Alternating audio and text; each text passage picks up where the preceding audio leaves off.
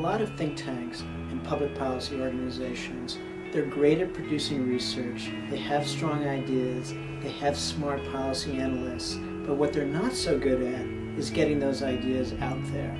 The standard operating procedure in policy analysis is to research something, do a paper on it, and then you hope that when you disseminate it, it will make a difference. But we know from hard experience this is not the case.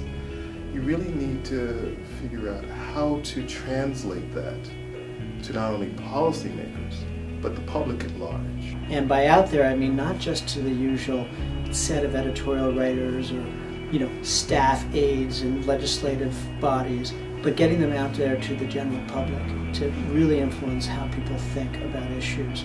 And what the Amplification Project can do is help take ideas, take public policy proposals, and get past that divide that separates policy wonks from the so-called real world.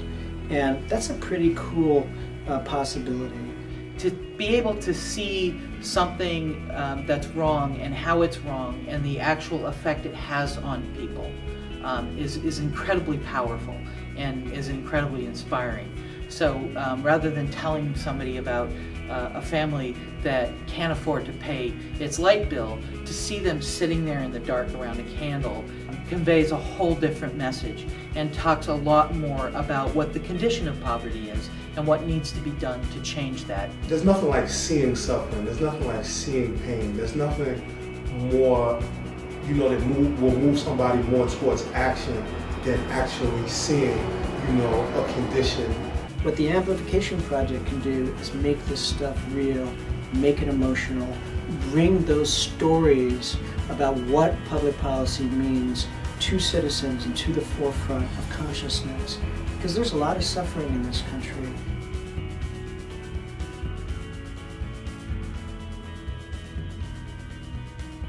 And those three things together create the foundation on which to build social change. I think the vision for the Amplification Project to do this in a three-part way, to be factual and data-driven in the policy part of it, and to find the emotion in the video part of it, and then to go out and actually find ways to work in coalition and with other groups to advocate for change, are the only way change can happen. Those are the three essential elements, and I think it's important for all of those to happen, for social change to happen. Young people can take cameras in situations that are challenging and show to the world, this is where we live. Shame on you if you think that this is something that a human being should be in. One of the great things about the Amplification Project is that it doesn't sacrifice the data for the video. It's both.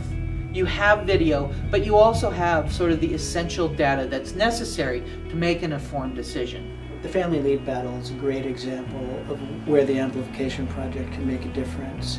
People don't understand just how difficult it is to work a full-time job and not have the ability to take time off to care for a sick child or a sick parent. Video can't really educate you in the same way that reading a paper can educate you.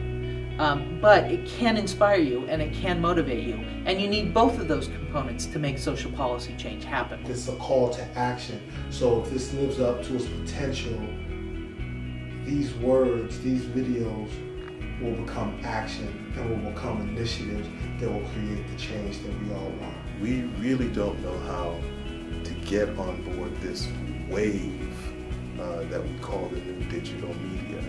And quite frankly, we have to, because we will be washed over by folks who have less understanding of a policy area, but have more of an axe to grind. One of the great things about the Amplification Project is that it's going to create awareness among nonprofit groups that they have this ability, that the technology is there, that it's accessible, and that they have this ability to communicate their message in a whole different way that has twice, 3 times as much impact as they've had before.